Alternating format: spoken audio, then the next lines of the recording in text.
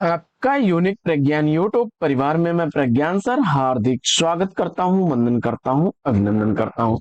प्यारे साथियों, अगर आप बीपीएससी से आयोजित होने वाले या स्टेट एग्जाम की तैयारी कर रहे हैं तो आपके लिए वीडियो होने वाला है काफी महत्वपूर्ण, क्योंकि आज के इस वीडियो में 100 वस्तुनिष्ठ प्रश्नों का करने वाले हम लोग वस्तुनिष्ठ अध्ययन और यह प्रैक्टिस से हल करना प्रारंभ करें। इससे पूर्व अगर वीडियो को पहली बार देख रहे हैं तो आज चैनल पर नए हैं तो कृपया चैनल को सब्सक्राइब, वीडियो को लाइक और शेयर करना बिल्कुल न भूलें। तो बिना समय गंवाए प्रारंभ करते हैं आज के इस प्रैक्टिस सेट को और देखते हैं प्रैक्टिस सेट का पहला प्रश्न। पहला प्रश्न है कि राजपत्र में प्रकाशित होने वाला पत्र इसमें से कौन सा है, इसका आपको जवाब बताना है। और प्रश्न संख्या 1 का सही जवाब अधिसूचना अगर आपने चुना है तो बिल्कुल सही जवाब विकल्प बी।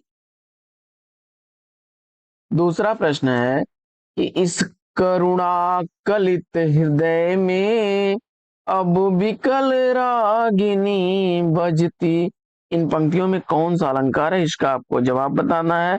आप जानते हैं कि यहाँ पर वर्णों की आवृत्ति हो रही है और अनुप्रास अलंकार डी विकल्प चुन करके आपने बिल्कुल सही जवाब दिया है। अनुप्रास अलंकार में क्या होता है कि वर्णों की आवृत्ति होती है और इसके भी अलग अलग भेद हैं, जैसे छेका अनुप्रास है, वृत्ति अनुप्रास है, लाटा अनुप्रास है। तीसरा प्रश्न है अधोलिखित पंक्तियों में शब्द शक्ति पूछा जा रहा है। आए जोग सिखावन पांडे परमारथ पुराण नीलाद अज्यों बन जा रे टाणे, इन पंक्तियों में आपसे पूछा जा रहा है शब्द शक्ति कौन सी बनेगी।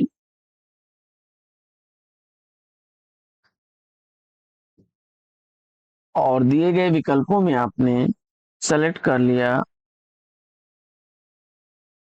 व्यंजना को, बिल्कुल सही जवाब विकल्प ए। व्यंजना शब्द शक्ति क्या होता है कि जब लक्ष्यार्थ कोई उसका अर्थ निकले, जहां पर अभिधा और लक्षणा अपना अर्थ बोध कराने में अक्षम हो जाएं, वहां पर व्यंजना शब्द शक्ति होती है। इसको आप ये समझ सकते हैं जैसे श्लेष अलंकार होता है, वैसे ही व्यंजना शब्द शक्ति में एक ही पंक्ति के या एक ही शब्द के बहुत ज्यादा अर्थ निकलते हैं और सभी लोग उसके अर्थ अपने अपने हिसाब से परिभाषित करते हैं, वहां व्यंजना शब्द शक्ति होती है। बढ़ते हैं चौथे प्रश्न की तरफ। चौथा प्रश्न है इस सिंधु सेज पर धरा वधु अब तनिक संकुचित बैठी सी, इस अवतरण में कौन सी शब्द शक्ति है।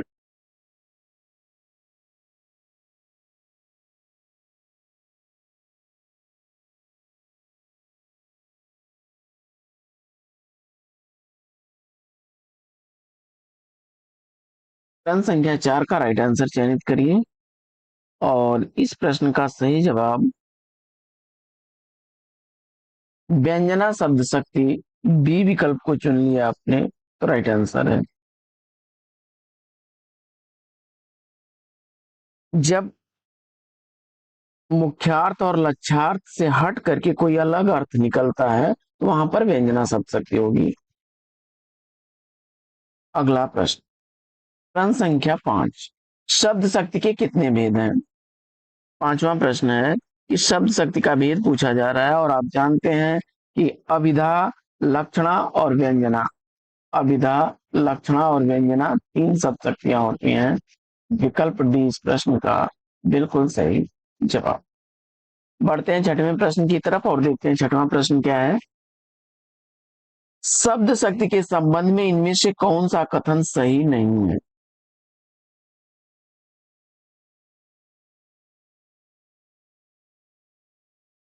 शब्द की शक्ति उसमें अंतर्निहित अर्थ को व्यक्त करने का व्यापार है, यह कथन सही है। अभिधा शब्द शक्ति के द्वारा तीन प्रकार के शब्दों ऋण, यौगिक और योग ऋण का बोध होता है, यह भी सही है। मम्मट ने शब्द शक्ति के लिए शक्ति और विश्वनाथ ने व्यापार शब्द का प्रयोग किया है, तो यह कथन सही नहीं है, क्योंकि आचार्य मम्मट ने शब्द शक्ति के लिए व्यापार शब्द का प्रयोग किया है, और विश्वनाथ ने शक्ति विश्वनाथ ने शक्ति शब्द का प्रयोग किया है। तो यहाँ पर यह त्रुटि थी। तो विकल्प सी इसका राइट आंसर है। व्यंजना शब्द से प्राप्त अर्थ को प्रतीयमानार्थ भी कहते हैं, यह सही है। यानी इस प्रश्न का सही जवाब विकल्प सी था। प्रश्न संख्या 7। सातवां प्रश्न है कि उषा सुनहले तीर बरसती, जय लक्ष्मी सी उदित हुई, औधर पराजित काल रात्रि भी, जल में अंतर्निहित हुई। उपयुक्त पंक्तियों में कौन सी शब्द शक्ति है, इसका आपको जवाब बताना है।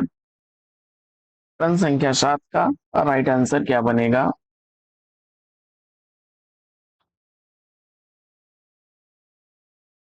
तो इसमें लक्षणा शब्द शक्ति अगर आपने चुना है तो बिल्कुल सही जवाब विकल्प सी। प्रश्न संख्या 8।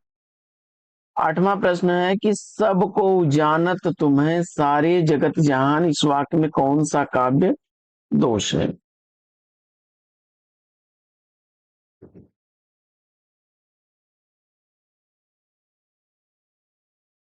जवाब में आपने पुनरुक्ति काव्य दोष विकल्प बी को चुन लिया, राइट आंसर है। प्रश्न संख्या 9। नौवां प्रश्न है कि अंतःकरण की वृत्तियों के चित्र का नाम कविता है, यह काव्य लक्षण किसने प्रस्तुत किया है?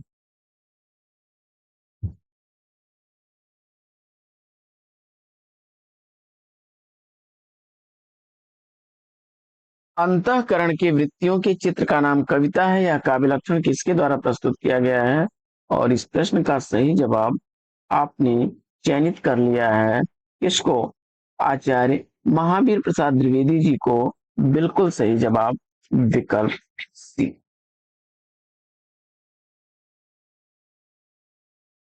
अगला प्रश्न,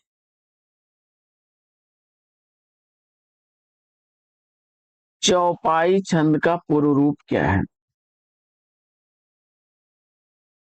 जवाब में आपने चौपाई को चुना, तो विकल्प डी इस प्रश्न का राइट आंसर है। अवहट या ब्रंश भाषा में चौपाई को चौपाई कहते हैं।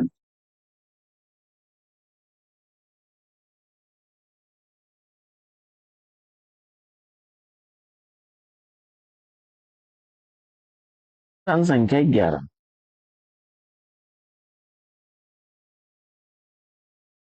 11वां प्रश्न, या लकुटी अरु कामरिया पर राज तुहू पुर को तज डार्यों, इसमें छंद कौन सा है?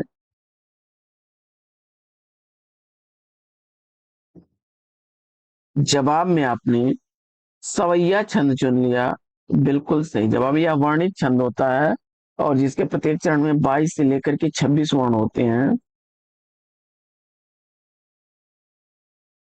तो सवैया छंद विकल्प 20 प्रश्न का राइट आंसर। आगे बढ़ते हैं और देखते हैं 12वां प्रश्न की रामदूत अतुलित बलधामा, इसमें मात्राएं पूछी जा रही हैं। रामदूत अतुलित बलधामा, तो मात्राओं को कैलकुलेट कर लीजिए। 2 1 3, 3 2 5, 5 1 6, 7 8 9 10 11 12, 2 14, 2 16। कुल मात्राओं की संख्या कितनी हो गई? 16। विकल्प डी राइट आंसर। 13वां प्रश्न है कि कंकन किंकिन नुपुर धुनि सुनि कहत लखन सन राम हृदय गुनि, उक्त पंक्तियों में प्रयुक्त छंद का नाम क्या है? और 13वें प्रश्न का राइट आंसर, इसमें चौपाई छंद अगर चुना आपने तो विकल्प सी राइट आंसर हो जाएगा। प्रश्न संख्या 14 है कि छंदों को पढ़ते समय कई स्थलों पर विराम लेना पड़ता है, उन विराम स्थलों को क्या कहा जाता है? 14वें प्रश्न का राइट आंसर आपने क्या चुना? यति। तो विकल्प ए इस प्रश्न का बिल्कुल सही जवाब। 15 है कि मंदाक्रांता छंद का गणक्रम क्या है?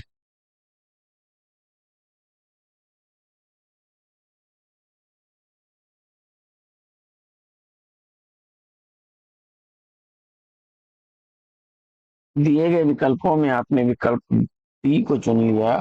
म भ न त त ग ग। तो विकल्प डी इस प्रश्न का राइट आंसर। अगला प्रश्न है कि मात्रिक सम छंद कौन सा नहीं है?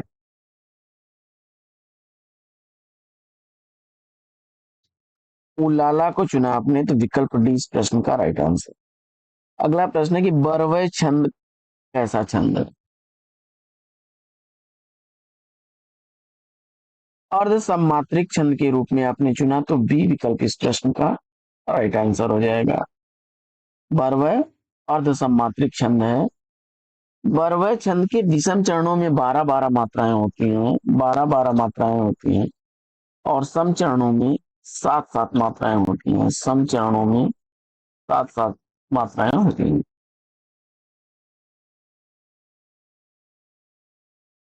कुरुक्षेत्र कविता में मुख्य रस कौन सा है? प्रश्न संख्या 18 का सही जवाब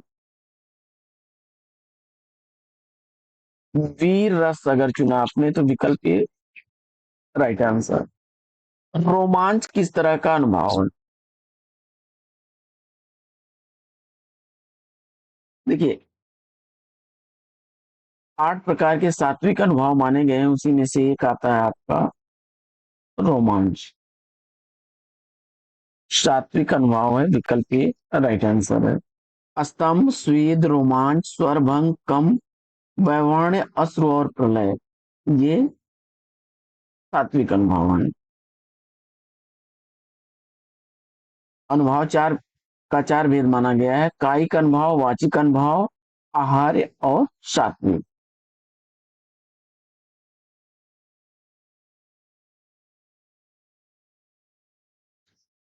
जनसंख्या 20 है कि राम रावण युद्ध में राम रावण पर क्रोध करते हैं, तो राम रावण के क्रोध का रिक्त स्थान है, क्या भरा जाएगा रिक्त स्थान में?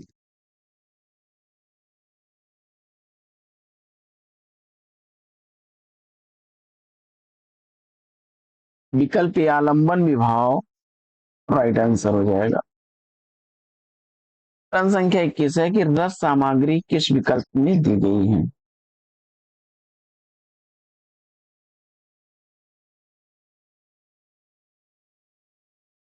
विभाव, अनुभव, व्यभिचारी संयोगाद, रस निष्पत्ति। विभाव, अनुभव, संचारी भाव, स्थायी भाव, ये किस में आएंगे? रस सामग्री के अंतर्गत आएंगे। विकल्प 20 प्रश्न का राइट आंसर हो जाएगा। 22वां प्रश्न है कि निम्नलिखित में से भयानक रस के संचारी भाव हैं। 22वें प्रश्न का राइट आंसर, अगर आपने विकल्प त्रास, आवेग, दैन्य, शंका, पश्चात, बी विकल्प को चुन लिया, राइट आंसर हो जाएगा। प्रश्न संख्या 23 है कि सिंह की गर्जना या सांप की फुफकार किस रस का उद्दीपन विभाव है? 23वें प्रश्न का सही जवाब भयानक, विकल्प बी को चुन लिया, तो राइट आंसर है आपका।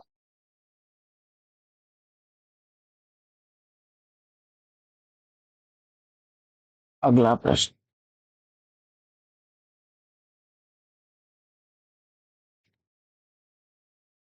अर्थ के अनुसार वाक्य का प्रकार कौन सा नहीं है? अर्थ के अनुसार वाक्य का प्रकार कौन सा नहीं है? जवाब में आपने संबंध बोधक को चुना, बिल्कुल सही जवाब विकल्प ए। अर्थ के अनुसार वाक्य के 8 भेद होते हैं: विधानवाचक, निषेधवाचक, आज्ञावाचक, प्रश्नवाचक, इच्छावाचक, संदेहवाचक, विस्मयवाचक और संकेतवाचक।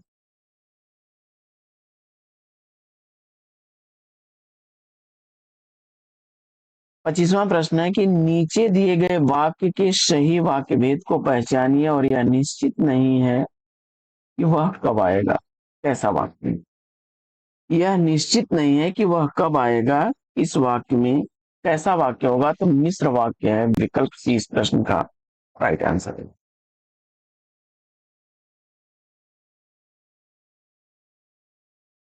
अगला प्रश्न,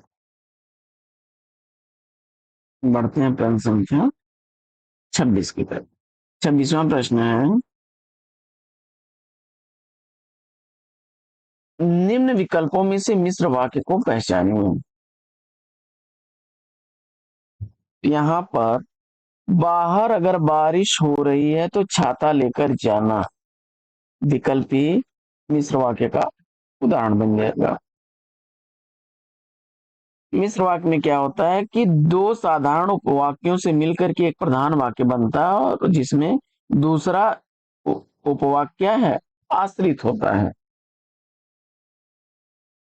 अगला प्रश्न है प्रश्न संख्या 27, निम्नलिखित विकल्पों में से विधानवाचक वाक्य का विकल्प चुनिए। 27वें प्रश्न का राइट आंसर क्या बनेगा? विकल्प।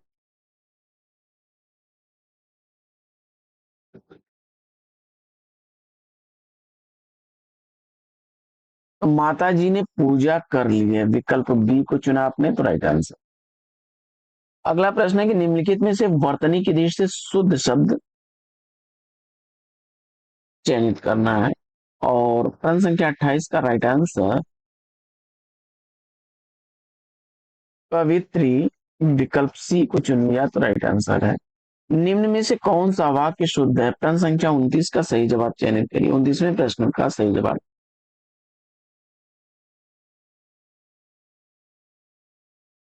मैं आपकी सौजन्यता पर मुग्ध हूं, विकल्प ए को चुन लिया आपने, राइट आंसर है आपका। आगे बढ़ते हैं और अगला प्रश्न है कि दिए गए वाक्यों में से एक वाक्य शुद्ध है जिसका चयन आपको करना है।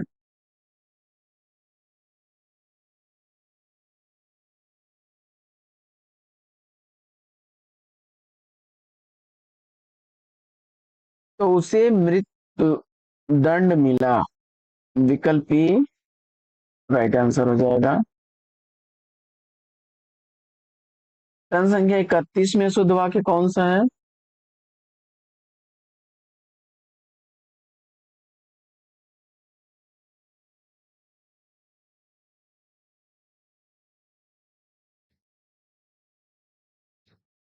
कच्चे तेल की कीमत घट गई होगा ना, तो यही इसका विकल्प बी राइट आंसर है। अगला प्रश्न है, तुम तुम्हारा सामान उठा लो, इसमें अशुद्धि कहां पर है? तो तुम अपना, यहाँ पे क्या बनेगा? अपना सामान उठा लो, तुम्हारा मेरा शुद्धि है, विकल्प डी इसका राइट आंसर है। अगला प्रश्न है कि मैं आदर सहित नमस्कार करता हूं, वाक्य का शुद्ध रूप क्या होगा? प्रश्न संख्या 33 का सही जवाब,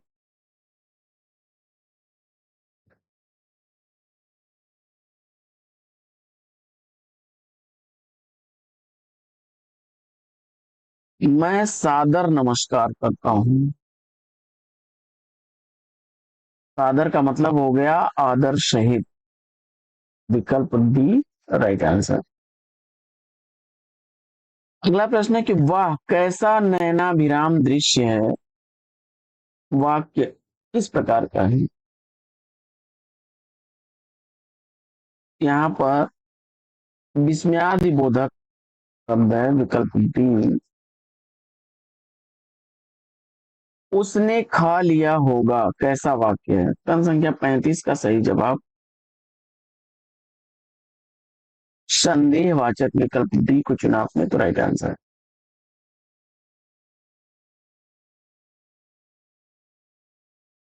अगला प्रश्न है कि निम्न विकल्पों में से मिश्र वाक्य को पहचानिए।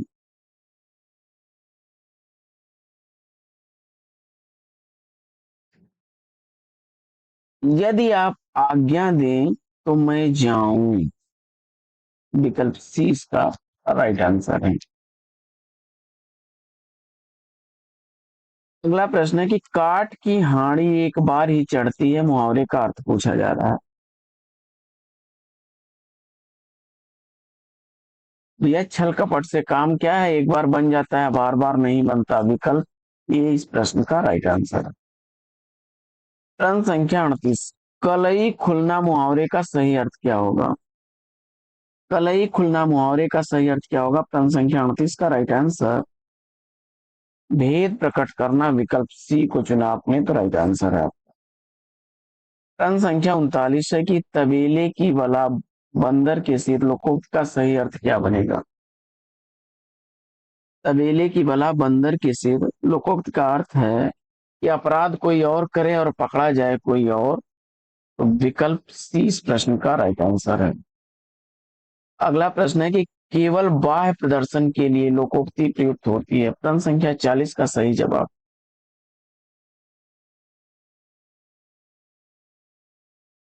ऊंची दुकान फीका पकवान, विकल्प सी राइट आंसर।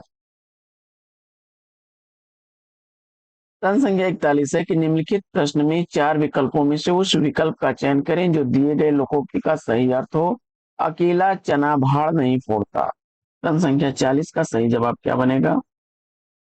प्रश्न संख्या 40 का राइट आंसर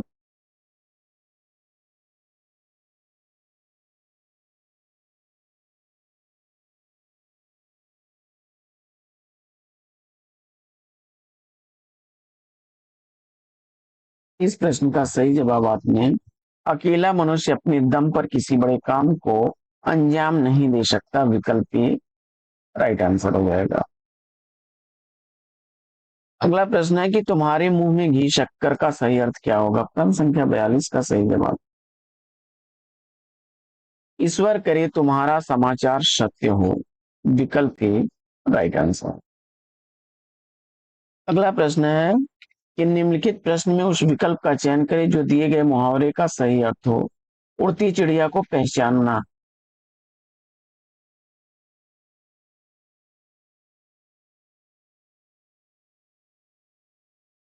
तो मन की या रहस्य की बात को तुरंत जान जाना, विकल्प ए राइट आंसर हो जाएगा।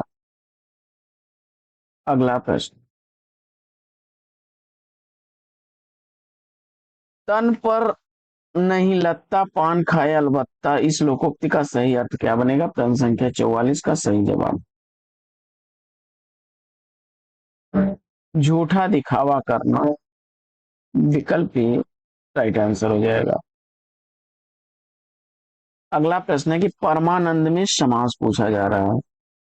परमानंद में समास और उत्तर में आपने कर्मधारय समास को चुन लिया, तो विकल्प सी इस प्रश्न का परम है जो आनंद, परमानंद कर्मधारय, विकल्प सी राइट आंसर।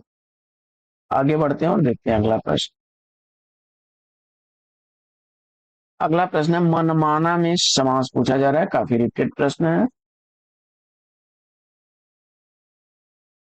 अव्ययी भाव, विकल्प ए राइट आंसर। अगला प्रश्न है नीलगाय में समास, जवाब में कर्मधारय चुना आपने, तो राइट आंसर है। प्रजाहित में समास, प्रजाहित में समास पूछा जा रहा है और जवाब में आपने तत्पुरुष समास, विकल्प बी को चुना, तो राइट आंसर है। अगला प्रश्न है कि इनमें से किस विकल्प में सभी सब द्विगु समास के उदाहरण है?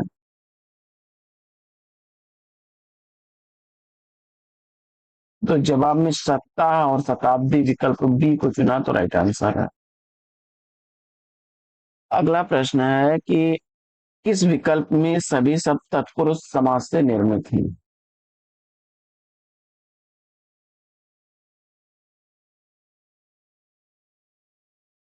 गृहस्थ, हरफन, मावला और कपड़छन, विकल्प बी राइट आंसर हो जाएगा। अगला प्रश्न है चौमासा शब्द में समास, द्विगु समास, विकल्प सी को चुना, तो राइट आंसर। अगला प्रश्न है कि निम्न विकल्पों में से उस विकल्प का चयन कीजिए जो दिए गए समस्त पद के सही बहुब्रीहि समास का विकल्प है।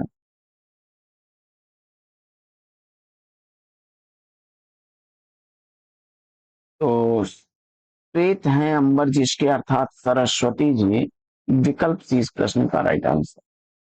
अगला प्रश्न है कि नैतत्व में संधि विच्छेद, नैतत्व, तो न धन एतत् नैतत् वृद्ध संधि का उदाहरण है। विकल्प ए राइट आंसर। अगला प्रश्न है कि यदि ए ओ अ औ के आगे कोई भी स्वर हो तो इसके स्थान पर क्रमशः अ औ आ हो जाता है, तो संधि कौन सी होगी यहाँ पर? प्रश्न संख्या 54 का सही जवाब आपने अयादि संधि को चुना, तो विकल्प सी राइट आंसर। नीचे दिए गए शब्दों का सही संधि विकल्प वाला विकल्प पहचानना है, यानी निधन उत्साह से क्या बनेगा?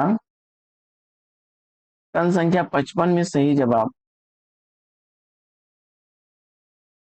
निरुत्साह, विकल्प सी को चुना, तो राइट आंसर।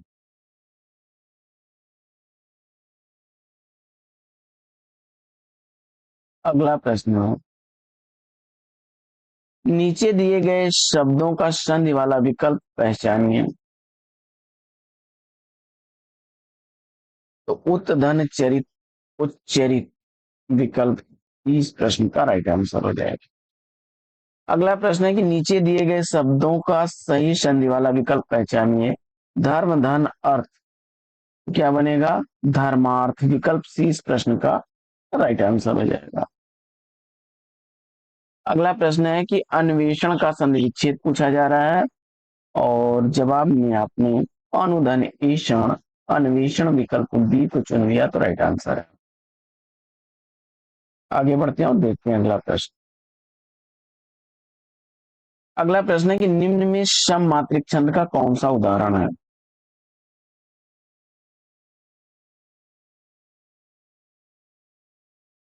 जवाब में आपने चौपाई को चुना, तो विकल्प 30 प्रश्न का राइट आंसर है। निम्नलिखित में से मात्रिक छंद कौन सा नहीं है? प्रश्न संख्या 60 का सही जवाब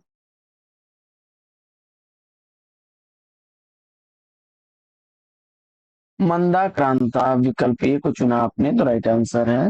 17 वर्णों वाला यह क्या है? वर्णिक छंद है। 17 वर्णों वाला वर्णिक छंद है।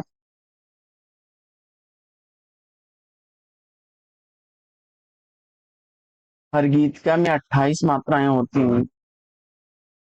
दोहा आपका जो है 13-11 मात्राओं वाला वर्णिक छंद होता है। रोला में 24 मात्राएं होती हैं, तो ये सब मात्रिक छंद हैं। अगला प्रश्न है कि दी गई पंक्तियों के छंद बताइए। सुनुषीय सत्य आशीष हमारी, पूजहि मन कामना तुम्हारी। प्रश्न संख्या 61 का सही जवाब, अगर आपने चौपाई छंद को चुना है तो बिल्कुल सही जवाब विकल्प बी।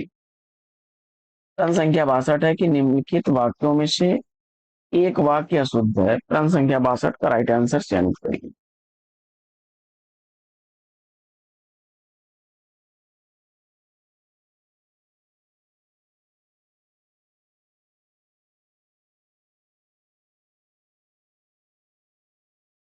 तो काशी सदस्य भारतीय संस्कृति का केंद्र रहा है या रही है होगा?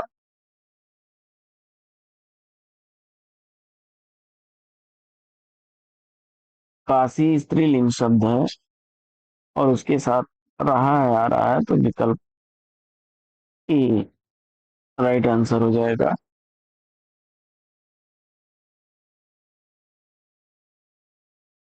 अगला प्रश्न, निम्नलिखित प्रश्न में चार विकल्पों में से दिए गए वाक्य का सही काल वाला विकल्प पहचानना है। दीपा पौधों को पानी दे रही थी। दीपा पौधों को पानी दे रही थी, इस वाक्य में अपूर्ण भूतकाल है, विकल्प ए राइट आंसर। अगला प्रश्न है उपवाक्य पहचानना है। वह आदमी जो कल आया था आज भी आया है।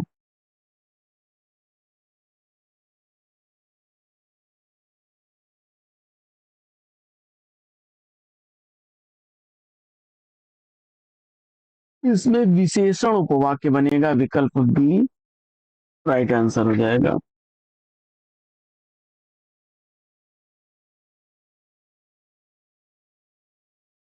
अगला प्रश्न है बच्चे खेल रहे हैं, अर्थ के आधार पर वाक्य का प्रकार बताना है।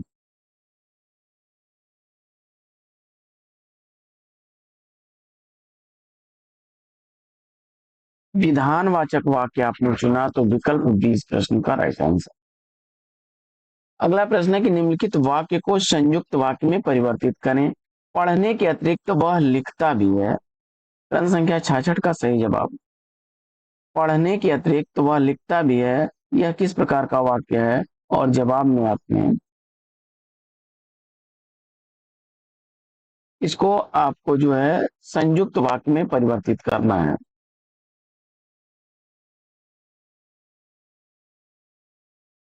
तो होगा वह केवल पढ़ता ही नहीं बल्कि लिखता भी है। विकल्प डी इस प्रश्न का राइट आंसर हो जाएगा। अगला प्रश्न है कि समास योजना की दृष्टि से एक युग्म जो है अशुद्ध है इसमें से, यानी एक समास गलत है।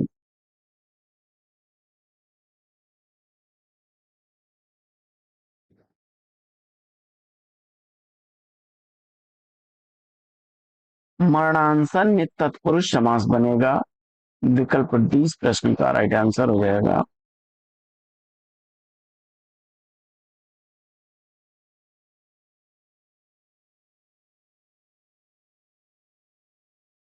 निम्नलिखित में माता पिता में कौन सा समास है? प्रश्न संख्या 68 का सही जवाब, माता और पिता द्वंद्व समास का उदाहरण है। विकल्प बी राइट आंसर हो जाएगा। बढ़ते हैं आगे और देखते हैं अगला प्रश्न। प्रश्न संख्या 69, भला मानस में कौन सा समास होगा?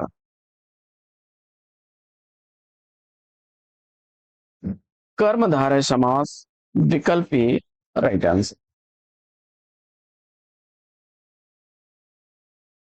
भला मानस का संधि विच्छेद को समास विग्रह करेंगे तो क्या बनेगा? भला है जो मानस यानी अच्छा मनुष्य। अगला प्रश्न, प्रश्न संख्या 70, कला प्रवीण में समास। तत्पुरुष समास चुनकर के इस प्रश्न का राइट आंसर दिया आपने। निराकार का संधि विच्छेद, निधन आकार निराकार। विकल्प ए राइट आंसर। अगला प्रश्न, अगला प्रश्न है कि द्वा अपि में संधि विच्छेद क्या बनेगा? दौ धन अपि द्वा अपि। विकल्प बी इस प्रश्न का राइट आंसर। अगला प्रश्न है कि दिए विकल्पों में से स्वागत का विच्छेद क्या होगा? प्रश्न संख्या 73 का राइट आंसर। विकल्प ए को चुना आपने तो राइट आंसर है। अगला प्रश्न है कि वार्तालाप का संधि विच्छेद क्या बनेगा? प्रश्न संख्या 74 में वार्ता धन आलाप वार्तालाप। विकल्प ए को चुन लिया आपने तो राइट आंसर है। अगला प्रश्न है कि संधि विच्छेद में यदि किसी वर्ग के प्रथम वर्ण से परे कोई अनुनासिक वर्ण हो तो संधि करते समय प्रथम वर्ण के स्थान पर उसी वर्ण का कौन सा वर्ण हो जाता है? और इस प्रश्न का सही उत्तर, आपने उसी वर्ग का पंचम वर्ण अगर चुना है आपने तो बिल्कुल सही जवाब विकल्प डी।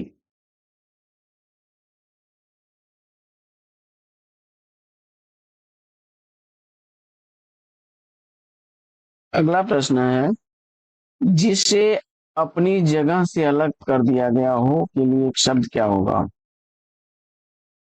तो वह विस्थापित होता है। विकल्प ए राइट आंसर है। अगला प्रश्न है कि उस लड़के को बुलाइए में लड़के के विषय में कौन सा कथन गलत है?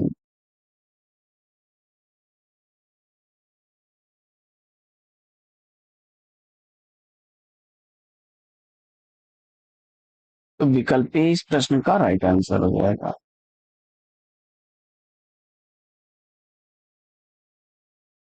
यहाँ पर एक वचन लड़का संज्ञा एक वचन है। अगला प्रश्न है, जो अव्यय शब्द दो पदों पदबंधों अथवा उपवाक्यों को जोड़ने का कार्य करते हैं उन्हें क्या कहा जाता है? तो विकल्प समुच्चय बोधक। विकल्प बी को चुना आपने तो राइट आंसर है। अगला प्रश्न है कि पद परिचय को क्या नहीं कहा जाता?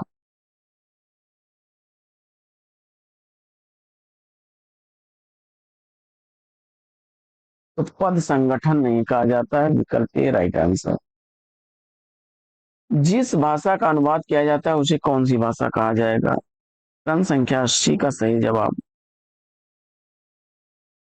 स्रोत भाषा, विकल्प ए चुना आपने, तो राइट आंसर है।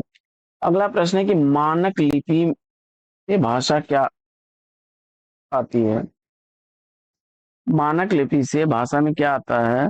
तो एक रूपता आ जाती है, विकल्प बी राइट आंसर। आदेश का अंग्रेजी अनुवाद क्या होगा? और मुझे उम्मीद है कि आपने ऑर्डर चुना होगा, तो विकल्प ए राइट आंसर। नोटिफिकेशन शब्द का हिंदी रूपांतरण क्या बनेगा? प्रश्न संख्या 83 का सही जवाब नोटिफिकेशन। और अधिसूचना आपने विकल्प डी को चुना, तो राइट आंसर। साहित्य में रस का क्या अर्थ है? तो साहित्य को पढ़ने के बाद उससे मिलने वाली आनंद अनुभूति साहित्य में रस कहलाती है। भाववाची छांटना है आपको प्रश्न संख्या 85 से।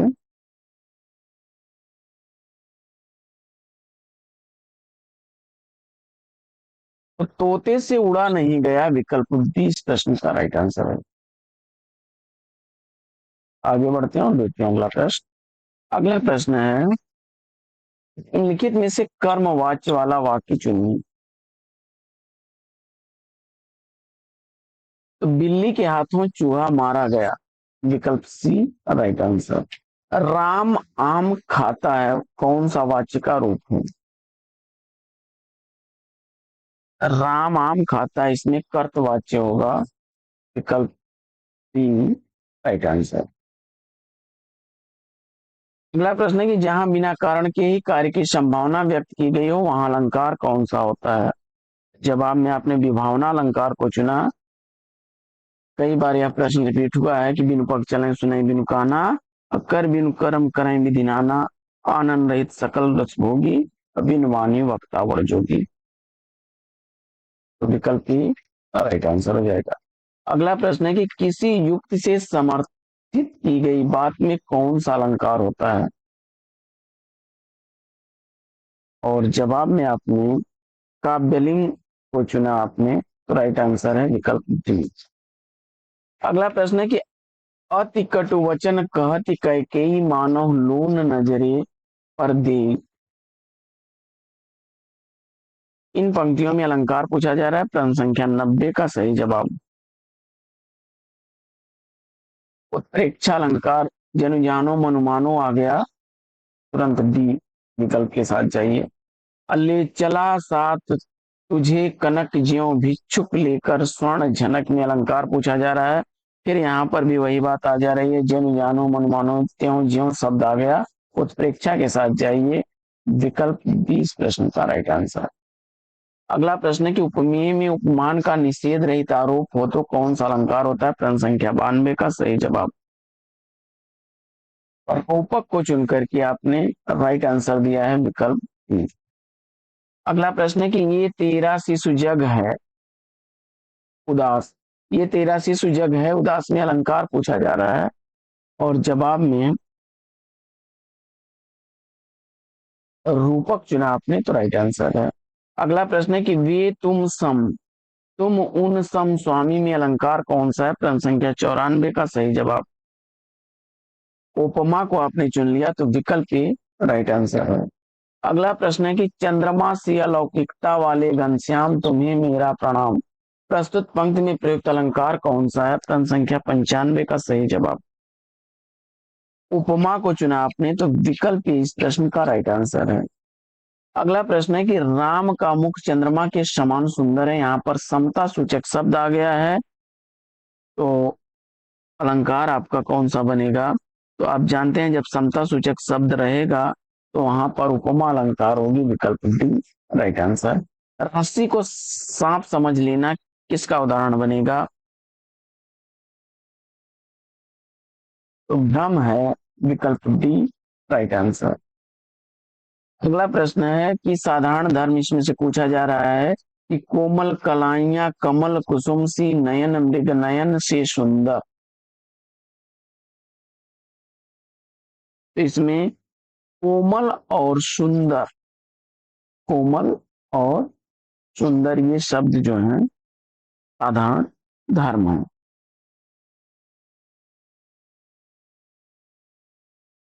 जिस विशेषता के समान जिस विशेषण से समानता की जो तुलना की जाती है वही तो होता है साधारण धर्म। देखिए, उपमा के चार अंग होते हैं। उपमा जो आपकी है उसके चार अंग हैं, जिसमें उपमेय होता है। उपमेय उपमेय क्या होता है? जिसकी तुलना की जा रही है, ठीक। और इसके बाद दूसरा होता है उपमान। उपमान जो होता है, तो उपमान में जिससे तुलना की जाती है वह उपमान हो जाता है। और इनकी तुलना करने के लिए जिस समता सूचक शब्दों का प्रयोग किया जाता है, समानता के लिए जिनसे तुलना की जाती है, जैसे उसके समान सुंदर है, उसके समान कोमल है, तो वह शब्द क्या हो जाएगा? साधारण धर्म हो जाएगा। और इसके अलावा समता सूचक शब्द सासी से आता है जो, या समान सदृश, वह जो है वाचक होता है।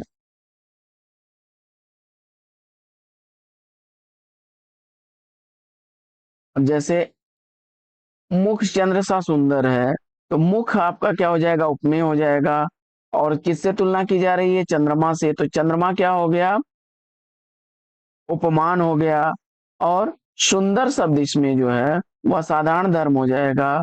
और सा सी से जो शब्द आ रहा है चंद्रमा सा, यह वाचक शब्द हो जाएगा या साधारण।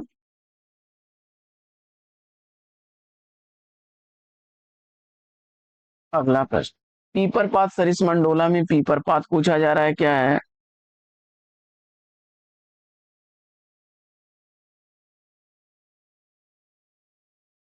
तो यहां पर उपमान हो जाएगा, विकल्प ए राइट आंसर। अगला प्रश्न है कि किसी विस्तृत विवरण अथवा सविस्तार व्याख्या की अप्रासंगिक अनावश्यक बातों को त्याग कर प्रवाहपूर्ण संक्षिप्त संकलन क्या कहलाता है? तो आप उसे क्या कहते हैं? संक्षेपण कहते हैं। विकल्प बी बिल्कुल सही जवाब।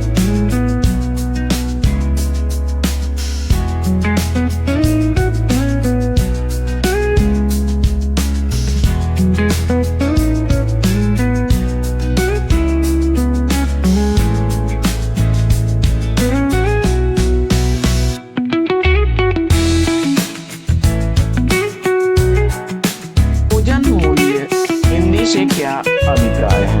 यानी प्रयोजन मूलक हिंदी का अभिप्राय पूछा जा रहा है। और इस प्रश्न का जवाब आपने चयनित किया होगा विकल्प डी को, कामकाज प्रयोग या अनुप्रयोग की हिंदी। डी विकल्प इस प्रश्न का बिल्कुल सही जवाब। टिप्पण लेखन से तात्पर्य पूछा जा रहा है। टिप्पणी लेखन से तात्पर्य क्या होगा? तो प्रश्न संख्या 2 का सही जवाब आपने सेलेक्ट कर लिया है। किसको? किसी विषय पर उच्चाधिकारी द्वारा लिखी गई टिप्पणी, सी विकल्प को तो राइट आंसर है आपका। बढ़ते हैं तीसरे प्रश्न की तरफ। प्रश्न संख्या 3, नीरवता से शिलाचरण टकराता फिरता पवमान, उपयुक्त पंक्ति में कौन सा काव्य दोष है? इसका आपको जवाब बताना है। तीसरे प्रश्न का सही जवाब सेलेक्ट करिए। और आपने सेलेक्ट कर लिया है किसको? विकल्प बी अप्रयुक्त को। बिल्कुल सही जवाब। अप्रयुक्त का मतलब होता है जो व्यवहार में न हो या जो प्रचलित न हो। अनुप्रयुक्त दोष, जहां काव्य में अप्रचलित शब्दों का प्रयोग हो वहां पर अप्रयोग दोष होता है। जैसे पवन के लिए पवमान शब्द क्या है? अप्रचलित है। पवमान शब्द इसमें अप्रचलित है। बढ़ते हैं चौथे प्रश्न की तरफ। चौथा प्रश्न, मैं जो नया ग्रंथ विलोकता हूं, मात मुझे सो नव मित्र सा है, देखूं उसे मैं नित बार बार, मानो मिला मित्र मुझे पुराना। उपयुक्त काव्यांश में प्रयुक्त काव्य गुण का नाम बताना है। और चौथे प्रश्न का सही उत्तर आपने किसको चुना? माधुर्य गुण को। तो विकल्प सी इस प्रश्न का बिल्कुल सही जवाब। बढ़ते हैं प्रश्न संख्या 5 की तरफ। पांचवा प्रश्न है कि व्यंजना से प्रतीत होने वाले अर्थ को क्या कहते हैं? तो वह व्यंग्यार्थ कहलाता है। विकल्प डी इस प्रश्न का राइट आंसर है। शब्द शक्तियां तीन प्रकार की होती हैं, अभिधा, लक्षणा और व्यंजना।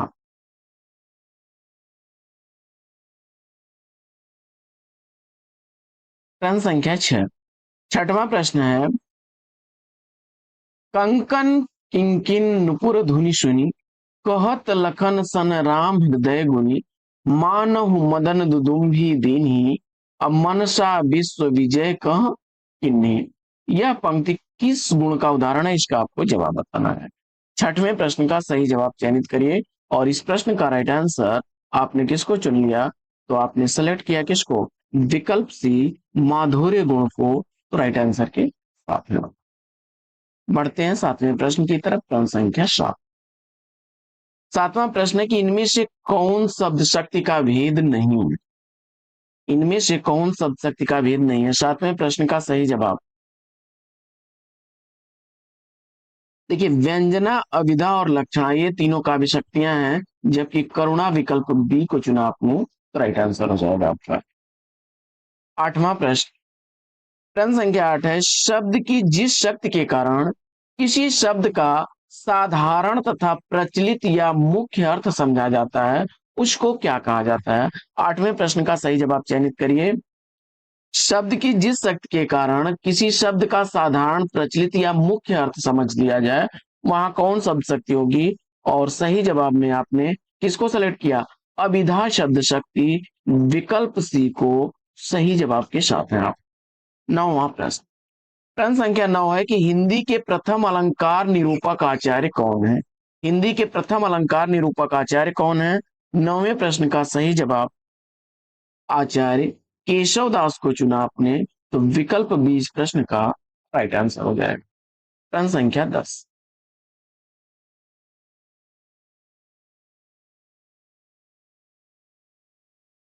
किस छंद में 4 चरण से अधिक चरण होते हैं। 10वें प्रश्न का राइट आंसर आपने किसको चुना, छप्पे को। बिल्कुल सही उत्तर है आपका। छप्पे में जो है 4 से अधिक चरण होंगे, तो विकल्प सी इस प्रश्न का राइट आंसर हो जाएगा। इसमें 4 चरण क्या होते हैं, रोला के होते हैं और 2 चरण उलाला के होते हैं। 11वां प्रश्न, वर्णिक छंदों में गण कितने प्रकार के होते हैं। वर्णिक छंदों में गण कितने प्रकार के होते हैं। 11वें प्रश्न का सही जवाब क्या बनेगा। और इस प्रश्न का सही उत्तर 8 चुना आपने, तो सी विकल्प राइट आंसर है। बढ़ते हैं आगे और देखते हैं अगला प्रश्न। प्रश्न संख्या 12, 12वां प्रश्न है कि चौपाई छंद के बारे में कौन सा कथन उपयुक्त है।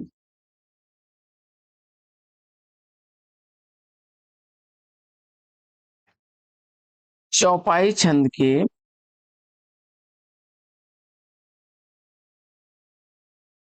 प्रत्येक चरण में 16 मात्राएं होती हैं, परंतु अंत में जगण और तगण नहीं होता है।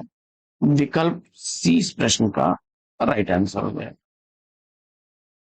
13वां प्रश्न है, इन तन का दीवा करो, अब बाती मेलों जीव, लोई सींचो तेल ज्यो, तब मुख देखो प्यो।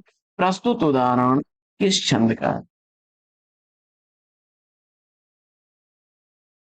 दोहा छंद उत्तर चुन करके आपने सही जवाब दिया, विकल्प सी। और अगला प्रश्न, प्रश्न संख्या 14 में छंद पूछा जा रहा है आपसे कि प्यू सो कहूं संदेशना, हे भौरा हे काग, असोधन बिरह जरिमुई, कहीं का धुआं हम लाग। इन पंक्तियों में कौन सा छंद है। प्रश्न संख्या 14 का सही जवाब दोहा छंद, विकल्प बी को चुना आपने, तो राइट आंसर है। 15वां प्रश्न, प्रश्न संख्या 15 है कि रघुकुल रीति सदा चली आई, प्राण जाई पर वचन न जाई। इन पंक्तियों में किस छंद का प्रयोग हुआ है। रघुकुल रीत सदा चली आई, प्राण जाई पर वचन न जाई, यह सब मात्रिक छंद कौन सा है, चौपाई का है। विकल्प 20 प्रश्न का सही उत्तर हो जाएगा। आगे, सवैया किस कवि का प्रिय छंद रहा है? सवैया किस कवि का प्रिय छंद है, इसका आपको जवाब बताना है। और 16वें प्रश्न का सही जवाब आपने सैयद इब्राहिम यानी किसको, रसखान को चुना। बिल्कुल सही जवाब विकल्प ए।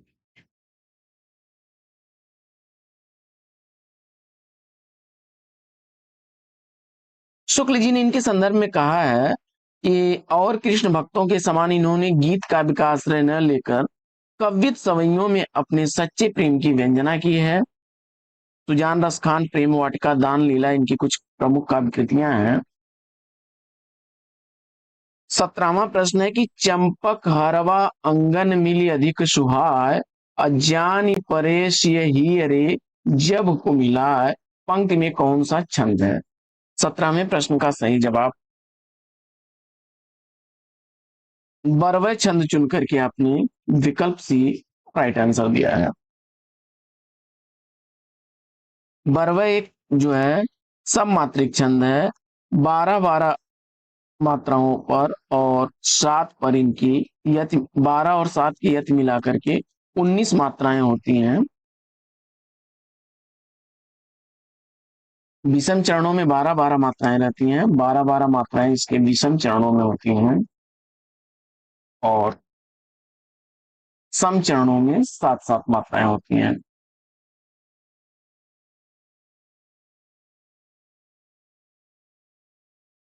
18वां प्रश्न है कि निम्न में से कौन सा सुमेलित नहीं है?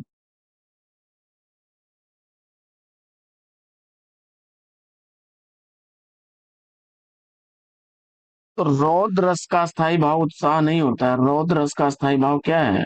क्रोध है। श्रृंगार का रति है, विभत्स का जुगुप्सा और शांत का निर्वेद। विकल्प बी सही जवाब। 19वां प्रश्न, प्रश्न संख्या 19, आलंबन और उद्दीपन विभावों के कारण उत्पन्न भावों को बाहर प्रकाशित करने वाले कार्य क्या कहलाते हैं? आलंबन और उद्दीपन विभावों के कारण उत्पन्न भावों को बाहर या प्रकाशित करने वाले जो कार्य हैं वे अनुभाव कहलाते हैं। क्या कहलाते हैं? अनुभाव कहलाते हैं। बी विकल्प इस प्रश्न का सही जवाब हो जाएगा। अनुभाव आपके 4 प्रकार के होते हैं। कौन कौन से? कायिक अनुभाव, सात्विक अनुभाव, सात्विक अनुभाव और वाचिक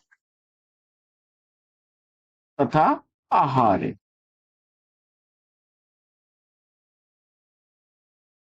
20वां प्रश्न है कि मन कला ससिभान कला 1600 बन्नी, इस पंक्ति में रस पूछा जा रहा है और 20वें प्रश्न का सही जवाब श्रृंगार रस विकल्प बी को चुन लिया आपने, तो राइट आंसर है। अगला प्रश्न है कि कहा कैकेयी ने सक्रोध दूर हट दूर अरि निर्बोध, इन पंक्तियों में कौन सा रस है?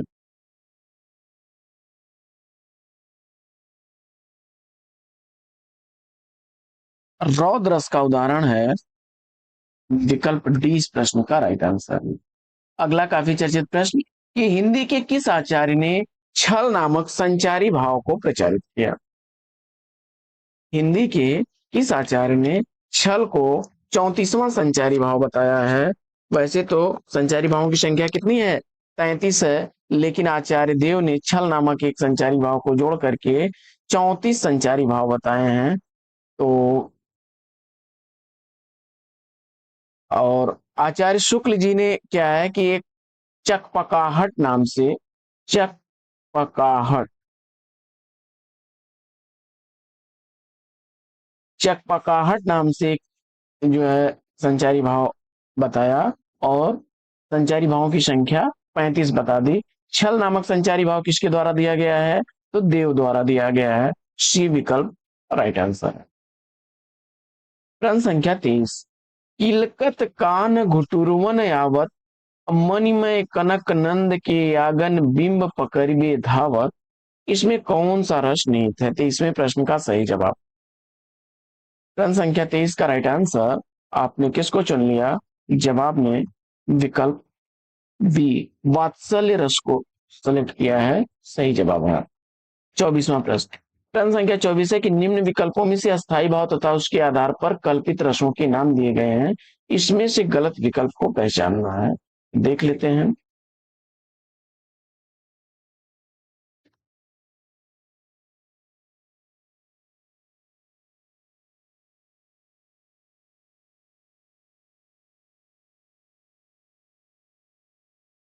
शोक करुण रस का, रति श्रृंगार रस का और उत्साह वीर रस का है।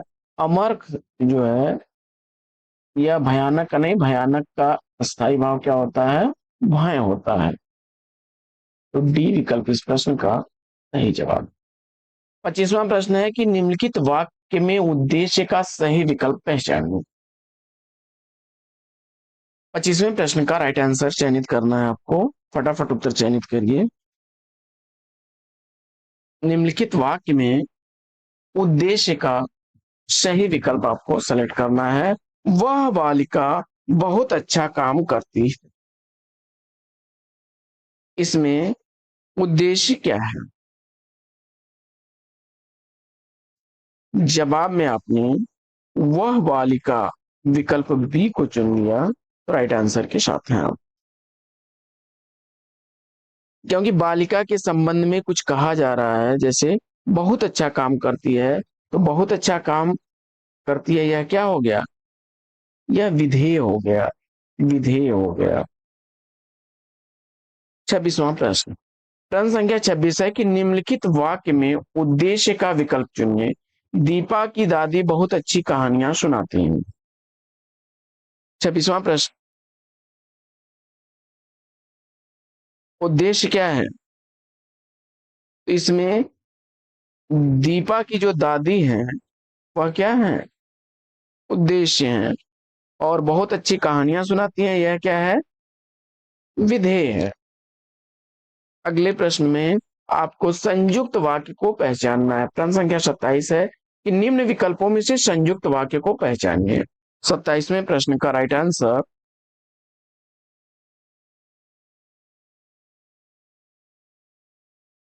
दिन ढल गया है और अंधेरा बढ़ने लगा है। विकल्प बी को सेलेक्ट किया आपने, राइट आंसर है आपका। 28वां प्रश्न है कि नीचे दिए गए वाक्य के सही वाक्य भेद को पहचानिए। राम पढ़ रहा था परंतु रमेश सो रहा था। और 28वें प्रश्न का सही जवाब संयुक्त वाक्य विकल्प सी को चुन लिया आपने सही जवाब के साथ में। आगे बढ़ते हैं और अगला प्रश्न है कि दिए गए वाक्यों में एक वाक्य शुद्ध है और शुद्ध वाक्य का चयन करना।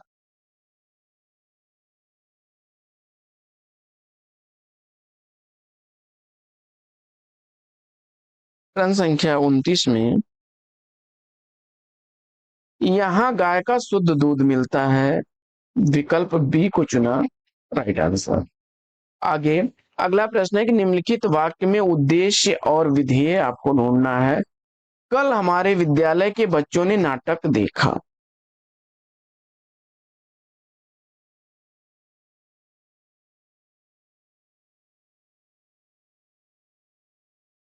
तो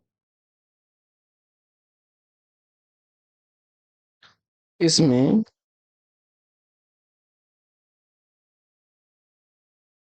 हमारे विद्यालय के बच्चों ने, यह क्या हो जाएगा? उद्देश्य हो जाएगा। कल हमारे विद्यालय के बच्चों ने, यह उद्देश्य हो जाएगा। और हमारे विद्यालय के बच्चों ने, हमारे विद्यालय के बच्चों ने उद्देश्य हो गया। और कल नाटक देखा, कल नाटक देखा। तो विकल्प डी और ए यानी सी विकल्प इसका सही जवाब होगा। इसमें विकल्प सी आपका सही। अगला प्रश्न है सामान्य तौर पर कर्ता क्रिया आदि के सार्थक शब्द समूह को क्या कहते हैं? जवाब में आपने वाक्य चुना सही जवाब है आपका। सामान्य तौर पर कर्ता क्रिया आदि का जो सार्थक शब्द समूह होता है वही तो वाक्य बनाता है। 32वां प्रश्न है कि निम्नलिखित में से कौन सा वाक्य शुद्ध है। निम्नलिखित में से कौन सा वाक्य शुद्ध है। प्रश्न संख्या 32 का सही जवाब।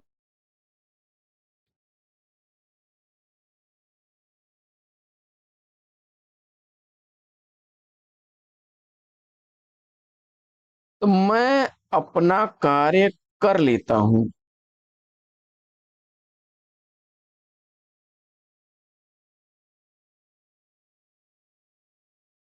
अंग्रेजी परीक्षा का माध्यम नहीं होना चाहिए। इसका शुद्ध रूप बनेगा अंग्रेजी परीक्षा का माध्यम नहीं होना चाहिए। और शायद वह आए, अवश्य नहीं होगा जब शायद लगा है तो। शायद वह आए। भारत में अनेक जाति के लोग रहते हैं। विकल्प 30 प्रश्न का सही जवाब है।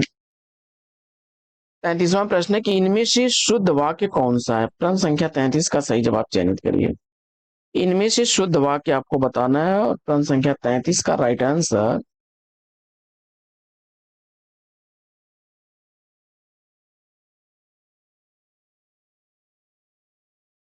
देखिए, अशुद्ध वाक्य ढूंढना है तो पहला वाक्य, अब हम पुस्तक पढ़ेंगे, वह अपनी ससुराल गया है और मैं तुम्हें कुछ कहना चाहता हूं, ये सभी विकल्प इसके सही हैं।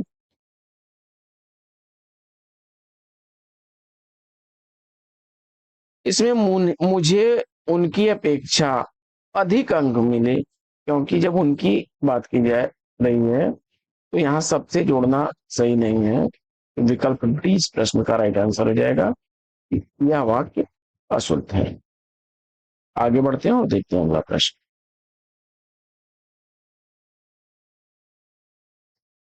अगला प्रश्न है कि उस मकान की तीसरी मंजिल पर राजकुमार का दफ्तर है। वाक्य में पदबंध पूछा जा रहा है।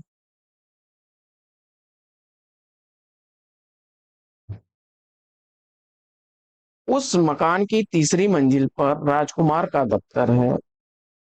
इसमें पदबंध क्या बनेगा। तो प्रश्न संख्या 34 का सही जवाब क्रिया विशेषण पदबंध है। विकल्प ए राइट आंसर।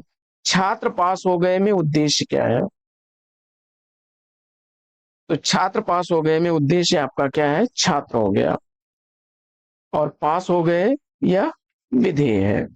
वाक्य रचना का सही क्रम आपको बताना है। तो हिंदी में वाक्य रचना का क्रम, पहले कर्ता फिर कर्म, इसके बाद क्रिया, कर्ता, कर्म और क्रिया। विकल्प डी सही जवाब हो जाएगा। मेढकी को जुकाम होना मुहावरे का अर्थ पूछा जा रहा है। मेढकी को जुकाम होना मुहावरे का अर्थ बिना योग्यता के योग्य होने का नखरा। विकल्प बी सही जवाब। और अगला प्रश्न कि पढ़े फारसी बेचे तेल, यह देखो कुदरत का खेल। इस मुहावरे का अर्थ है कि योग्यता होते हुए भी व्यवस्था के कारण निम्न स्तर का कार्य करना। विकल्प 20 प्रश्न का राइट आंसर है। प्रश्न संख्या 39 है कि मान न मान मैं तेरा मेहमान का अर्थ। और इस प्रश्न का जवाब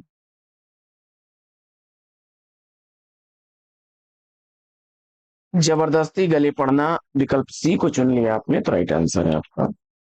प्रश्न संख्या 40। 40वां प्रश्न है कि सज्जन की बुराई से अपना ही अपमान होता है, इस भाव की अभिव्यक्ति के लिए लोकोक्ति पूछा जा रहा है। प्रश्न संख्या 40 का सही जवाब चांद पर थूका मुंह पर गिरा। विकल्प डी को सिलेक्ट किया तो राइट आंसर है। कंगाली में आटा गीला होना मुहावरे का अर्थ बनेगा कि विपत्ति पर विपत्ति आ जाना। और छोटा मुंह बड़ी बात का अर्थ होगा कि छोटे लोगों का बढ़ चढ़ करके बोलना। चलती का नाम गाड़ी, यानी गतिशीलता ही जीवन है, प्रभावशील की ही बात सभी लोग मानते हैं। प्रश्न संख्या 41। निम्नलिखित में से किस मुहावरे का अर्थ अत्यंत प्रसन्न होना नहीं है।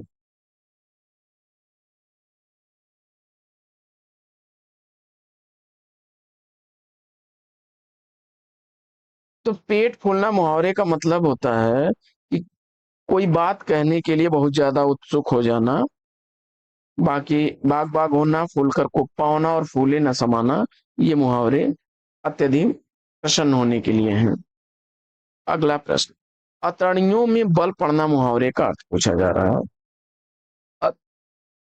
अतड़ियों में बल पड़ना मुहावरे का अर्थ क्या होगा और प्रश्न संख्या 42 का सही जवाब, हंसते हंसते पेट में पीड़ा हो जाना, बी विकल्प को चुना तो राइट आंसर है। अगला प्रश्न है कि निम्नलिखित प्रश्न में 4 विकल्पों में से उस विकल्प का चयन कीजिए जो दिए गए मुहावरे का सही अर्थ हो। आग पर लौटना, आग पर लौटना मुहावरे का अर्थ क्या बनेगा? प्रश्न संख्या 43 का सही जवाब, ईर्ष्या से जलना, विकल्प बी राइट आंसर हो जाएगा। अगला प्रश्न, फूंक फूंक कर पैर रखना, इस मुहावरे का अर्थ, फूंक फूंक कर पैर रखना मुहावरे का अर्थ पूछा जा रहा है। प्रश्न संख्या 44 का सही जवाब, सोच विचार कर काम करना, विकल्प सी राइट आंसर। प्रश्न संख्या 45 है कि धनुर्बाण में किस तरह का समास है? प्रश्न संख्या 45 का सही जवाब, धनुर्बाण में किस तरह का समास है और इस प्रश्न का जवाब आपने सेलेक्ट कर लिया किसको? द्वंद्व समास, विकल्प डी को तो सही जवाब के साथ हैं। आगे बढ़ते हैं और देखते हैं 46वां प्रश्न कि लंबोदर उदाहरण है, लंबोदर उदाहरण है। प्रश्न संख्या 46 का सही जवाब क्या बनेगा और इस प्रश्न का जवाब आपने बहुव्रीहि समास, विकल्प ए को चुन लिया तो राइट आंसर के साथ।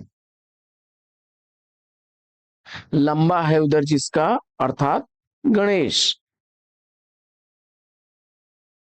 आगे अगला प्रश्न,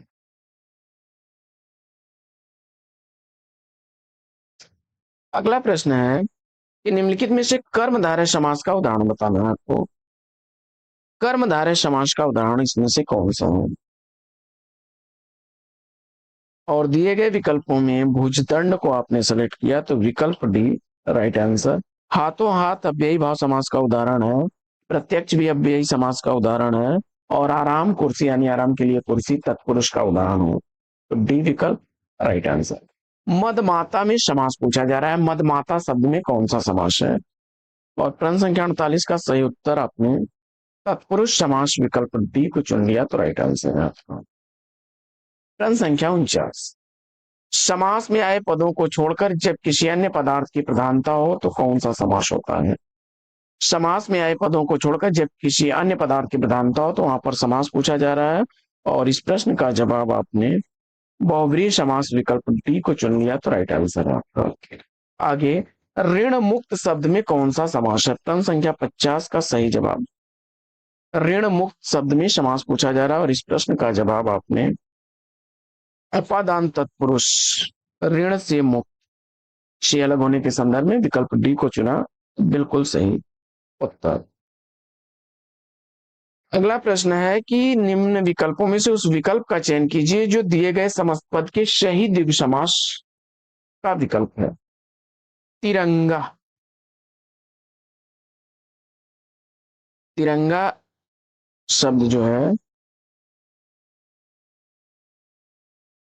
3 रंगों का समाहार, विकल्प ए को चुना आपने राइट आंसर। वीणा पाणी में समास पूछा जा रहा है,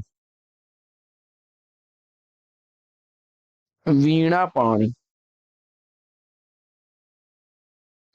बहुव्रीहि समास का उदाहरण है, वीणा है हाथ में जिसके, अर्थात सरस्वती।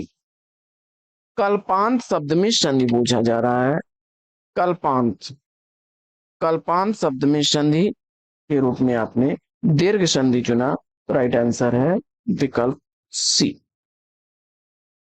कल्प धन अंत कल्पांत, कल्प धन अंत कल्पांत हो जाएगा। अगला प्रश्न है कि अन्वीक्षा का संधि विच्छेद क्या बनेगा? तो अनुधन इच्छा, विकल्प सी को चुना आपने तो राइट जवाब है। आप जानते हैं ई ई उ री के बाद कोई असमान स्वर आता है या भिन्न स्वर आता है तो वहां पर क्रमशः ई का य, उ का व और री का र हो जाता है। अन्वय में संधि विच्छेद, यहां भी अण संधि का उदाहरण है और अनुधन अय अन्वय, विकल्प बी बिल्कुल सही छप्पन। बढ़ते हैं प्रश्न संख्या 56 की तरफ। प्रश्न संख्या 56 है कि नीचे दिए गए शब्द में प्रयुक्त संधि भेद का सही विकल्प चुनो। नीचे दिए गए शब्द में प्रयुक्त संधि भेद को चुनना है। यद्यपि का संधि विच्छेद क्या बनेगा? और यण संधि का यह भी उदाहरण है, यदि धन अपि, यद्यपि। डी विकल्प बिल्कुल सही जवाब। अगला प्रश्न प्रश्न संख्या 57 है कि नीचे दिए गए शब्द में प्रयुक्त संधि भेद का सही विकल्प चुनिए। प्रश्न संख्या 57 का राइट आंसर, उद्धरण के लिए उत्धन हरण, उद्धरण का संधि विच्छेद उत्धन हरण, विकल्प डी को चुन लिया तो सही जवाब है आपका। अगला प्रश्न है प्रश्न संख्या 58 की नीचे दिए गए शब्द का संधि विच्छेद वाला विकल्प पहचानिए। स्वर्गारोहण, स्वर्गारोहण का सही संधि विच्छेद क्या बनेगा? तो स्वर्ग धन आरोहण, स्वर्गारोहण, विकल्प डी को चुन लिया तो राइट आंसर है। अगला प्रश्न है कि वर्णिक छंदों में किसका विचार होता है? वर्णिक छंदों में किसका विचार होता है? प्रश्न संख्या 59 का सही जवाब वर्णों का, विकल्प ए को चुन लिया तो राइट आंसर है आपका। आगे निम्नलिखित पंक्तियों को उनके छंदों के साथ सुमेलित करना है। जब मैं था तब हरि नहीं, अब हरि है मैं ना आई, प्रेम गली अतिशा करी, तामे दोनों समान। दोहा छंद का उदाहरण है ये।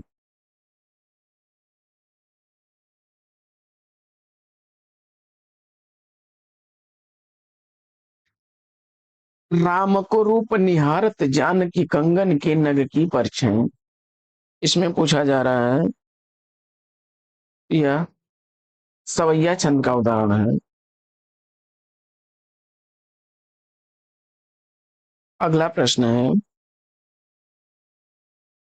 जानत है वह सिरजनहारा, जो कछु है मन मरम हमारा। चौपाई छंद का उदाहरण है। इसके बाद अधर लगे हैं आन करके, अब प्रयाण प्राण चाहत चलन ये, संदेशों ले जे लय सुजान को। कवित छंद है। बढ़ते हैं आगे और देखते हैं अगला प्रश्न। प्रश्न संख्या 61, रही मन चुप हुए बैठिए, देख दिनन के फेर, जब नीके दिन आई हैं बनत न लगी हैं बेर। उपयुक्त पंक्तियों में कौन सा छंद है? प्रश्न संख्या 61 का सही जवाब दोहा छंद, विकल्प ए को चुना आपने तो राइट आंसर है। अनुष्टुप क्या है?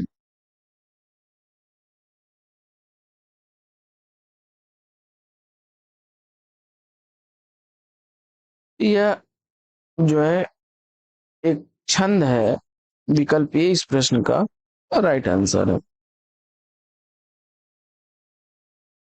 अगला प्रश्न है कि कल जो आदमी को आपने बुलाया था वह आज आ गया, उक्त वाक्य में कौन सा भाग त्रुटिपूर्ण है?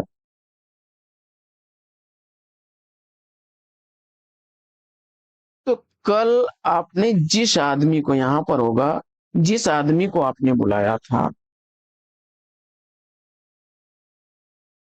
कल जिस आदमी को आपने बुलाया था वह आज आ गया है, तो विकल्प ये इस प्रश्न का राइट आंसर है। अगला प्रश्न है कि अच्छाइयों को ग्रहण करो और बुराई का त्याग, रेखांकित शब्द में त्रुटि आपको बताना है। तो यहाँ पर बहुवचन का प्रयोग हो रहा है, तो बुराई के साथ भी बुराइयों का त्याग होगा, विकल्प सी राइट आंसर हो जाएगा। अगला प्रश्न है कि सदा सच बोलना चाहिए, किस प्रकार का वाक्य भेद है? प्रश्न संख्या 65 का सही जवाब इच्छावाचक, विकल्प बी को चुना आपने तो राइट आंसर। प्रश्न संख्या 66, 66वें प्रश्न का सही जवाब है कि जिस वाक्य में साधारण या मिश्र वाक्य का मेल संयोजक अवयवों द्वारा होता है उसे क्या कहते हैं? और प्रश्न संख्या 66 का सही जवाब संयुक्त वाक्य, विकल्प बी को चुना तो राइट आंसर है। अगला प्रश्न है कि तुम कहाँ जा रहे हो, वाक्य का प्रकार स्पष्ट कीजिए। प्रश्न संख्या 67 का राइट आंसर प्रश्नवाचक वाक्य विकल्प बी को चुना तो राइट आंसर। प्रश्न संख्या 68, वियोग श्रृंगार के अंतर्गत कितनी काम दशाओं का वर्णन किया जाता है?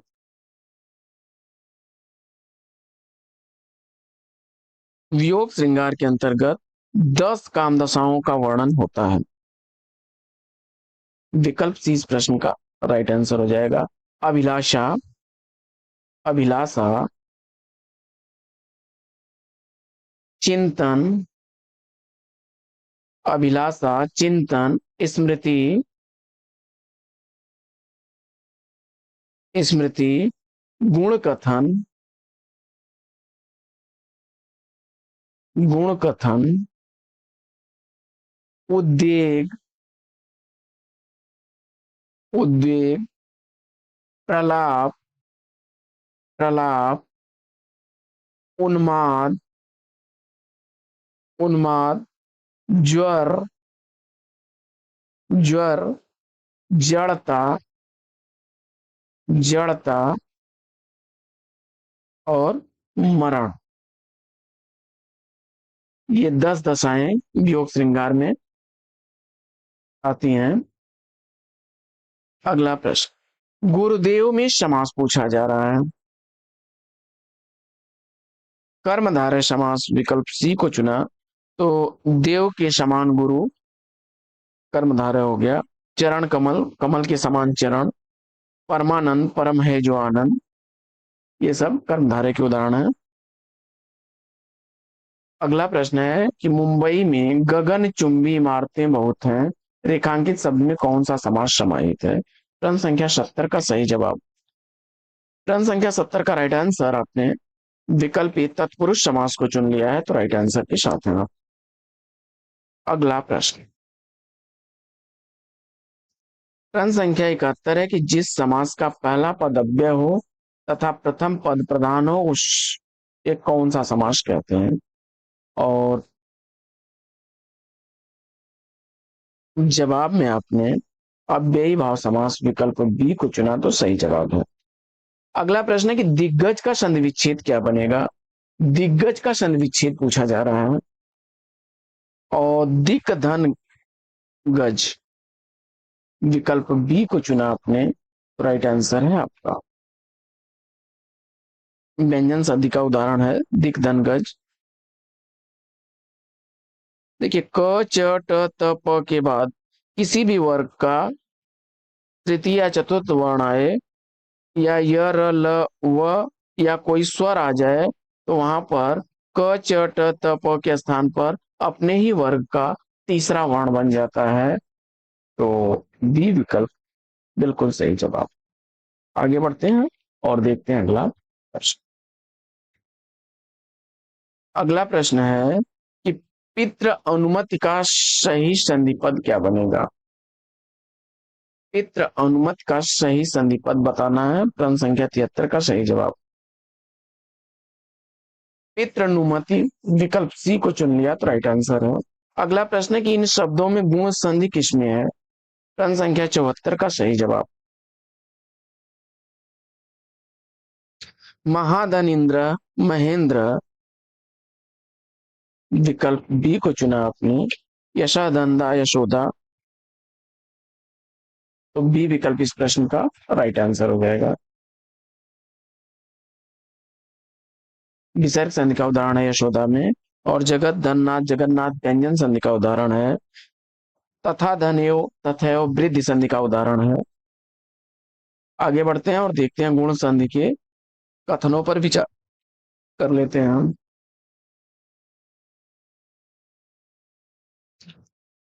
अ आ के बाद ई आए तो ए बनेगा सही है।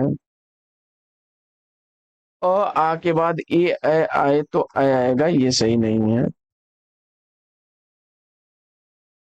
अ आ के बाद उ आए तो वो हो जाएगा, ये भी सही है। पहला और तीसरा। अगला प्रश्न है कि वीर पुत्र को जन्म देने वाली माँ जो होती है, वाक्यांश के लिए एक शब्द क्या बनेगा? वीर प्रशु, विकल्प सी को चुना आपने, तो राइट आंसर। निम्नलिखित में से कौन सा शब्द संबंधवाची है? प्रश्न संख्या 77 का सही जवाब दैवीय, विकल्प सी को चुन लिया आपने, तो राइट आंसर के साथ में। अगला प्रश्न, प्रश्न संख्या 78 है कि प्रतीक्षा करना, इसका अर्थ क्या बनेगा?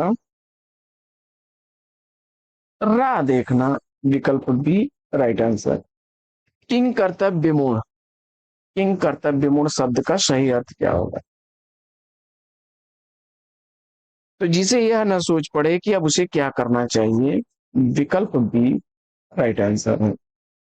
अगला प्रश्न है प्रश्न संख्या 80 की बोली का क्षेत्र जब थोड़ा विकसित हो जाता है और उसमें साहित्य की रचना होने पर वह क्या बन जाती है? तो प्रश्न संख्या 80 का सही जवाब उपभाषा, विकल्प बी को चुना, तो राइट आंसर है। अगला प्रश्न, प्रश्न संख्या 81 है कि निम्नलिखित प्रश्न में चार विकल्पों में से उस विकल्प का चयन करें जो पक्ष के भेद का सही विकल्प हो। अब सीता चलने लगी है।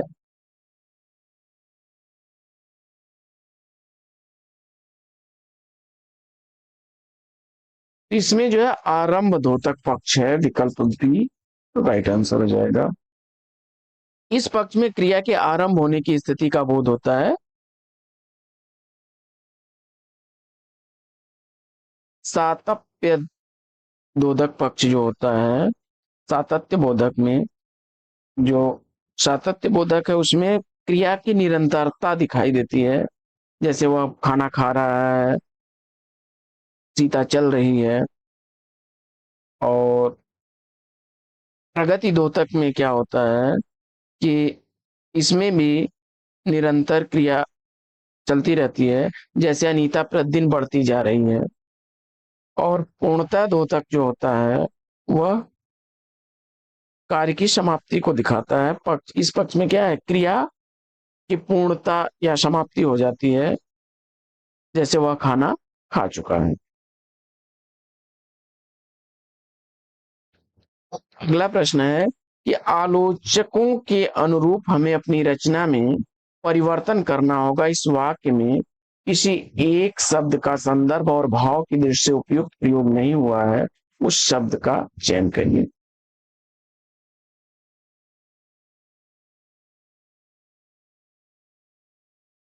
अनुरूप नहीं बल्कि यहाँ अनुसार रहना चाहिए। आलोचकों के अनुसार हमें अपनी रचना में परिवर्तन करना होगा। प्राधिकारी के लिए सटीक शब्द पूछा जा रहा है, तो अथॉरिटी भी विकल्प सही जवाब। ऑफिसर, अफसर शब्द के लिए है, लॉर्ड यानी भगवान। और प्रोप्राइटर का मतलब होता है मालिक या स्वामी। अगला प्रश्न है कि निम्नलिखित में से कौन सा रस विभक्त रस का विरोधी है?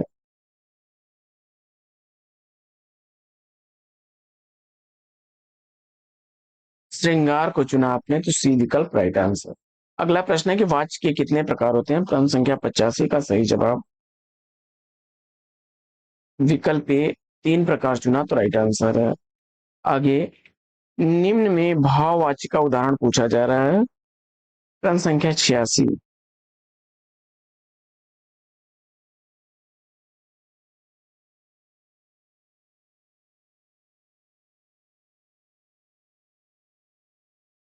उससे बैठा नहीं जाता, राम से खाया नहीं जाता, ये दोनों ही भाववाची के उदाहरण हैं, पहला और दूसरा।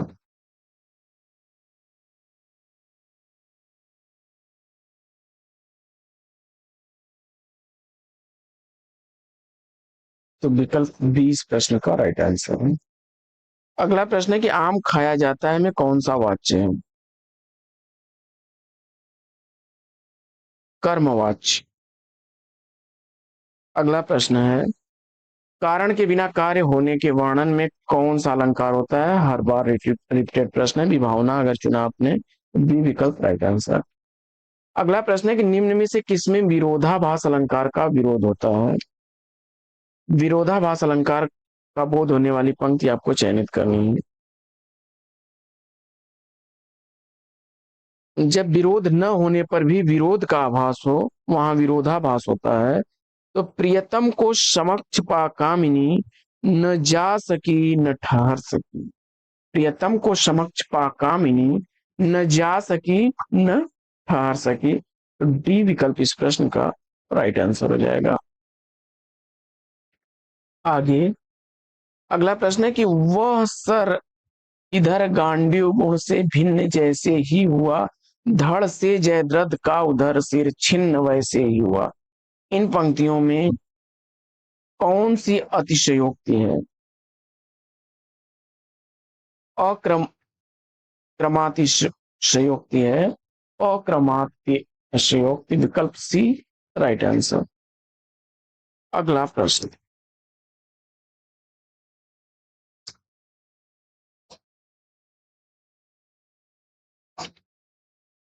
जब कार्य और करण दोनों एक साथ घटित हों, वहां पर अक्रमातिशयोक्ति होती है। भरत मुनि ने अनुभाव के कितने भेद माने? तो भरत मुनि के अनुसार वाचिक, आंगिक और सात्विक तीन अनुभाव हैं। ये विकल्प राइट आंसर है। आगे, तुलसी मन मंदिर में बिहरें, इस पंक्ति में कौन सा अलंकार है? रूपक अलंकार विकल्प भी सही जवाब। अगला प्रश्न है कि निम्नलिखित दोहे में कौन सा अलंकार है? बढ़त बढ़त संपत सली, मन सरोज बढ़ जाए, घटत घटत सुनी फिर घटे, बरु समूल को मिलाए। प्रश्न संख्या 93 का सही जवाब, देखिए रूपक अलंकार चुन करके ये विकल्प सही जवाब दिया है आपने। आगे, मोम सा तन घुल चुका, अब दीप सा मन जल चुका। उपयुक्त पंक्तियों में अलंकार बताना है। प्रश्न संख्या 94 का सही जवाब पूर्णोपमा विकल्प बी को चुना तो राइट आंसर है। प्रश्न संख्या 95 है कि तब तो बहता समय शिलासा जम जाएगा, इस पंक्ति में किस अलंकार का प्रयोग हुआ है?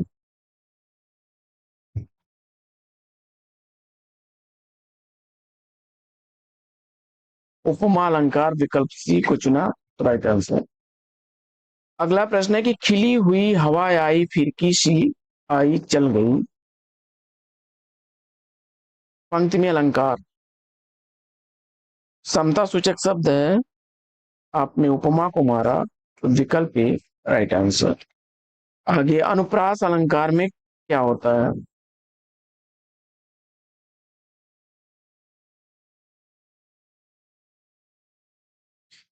तो इसमें क्या होता है? वर्णों की आवृत्ति होती है।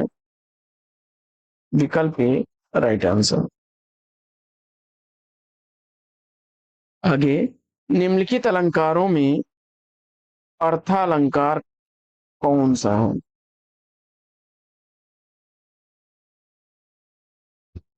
वक्रोक्त, श्लेष, विप्सा ये शब्दालंकार के भेद हैं। विकल्प बी को चुना आपने तो राइट आंसर हो जाएगा। अगला प्रश्न है कि निम्नलिखित में से कौन सा अलंकार का भेद नहीं है? शब्दालंकार, अर्थालंकार और दोनों को मिलाकर के कुछ लोग उभयालंकार भी बताते हैं। तो जवाब इसमें सही हो जाएगा बी, छंदालंकार का भेद नहीं है।